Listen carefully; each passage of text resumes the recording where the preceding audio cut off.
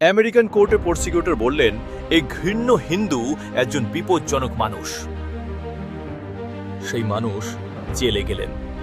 জেলের ভেতর থেকেই পত্রিকা বের করলেন, আর পরে কলম্বিয়া বিশ্ববিদ্যালয়ে অধ্যাপক হলেন। নাম তারকনাথ দাস, কাঁচরাপাড়ার বাঙালি। 15 জুন 1884, কাঁচরাপাড়া, 24 পরগনা। অনুশীলন সমিতিতে যোগ দিলেন। পুলিশ খুঁজছে। সাধুর ছদ্মবেশে জাপান পালালেন। তারপর আমেরিকায়, বার্কলেতে পড়লেন, স্ট্যানফোর্ডে পড়লেন। টলস্টয়কে চিঠি লিখলেন ভারতের বিপ্লব নিয়ে। টলস্টয় উত্তর দিলেন।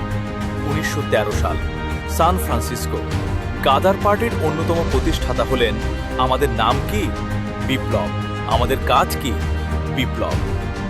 1915 সালে তুরস্ক, মিশর, জাপান, চীন ভারতে অস্ত্র পাঠানোর চেষ্টা করলেন, কিন্তু আমেরিকার পুলিশ ধরে ফেলল।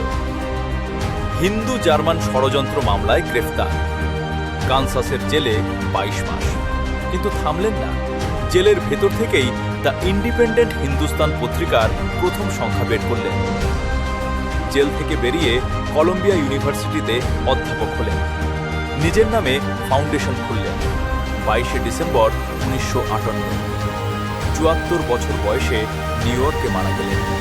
যাকে বলা হয়েছিল ঘৃণ্য হিন্দু, তিনি কলম্বিয়ার অধ্যাপক হলেন। ইতিহাস তাকে মনে রাখেনি। আপনি কি জানতেন এই গল্প? কমেন্টে বলুন।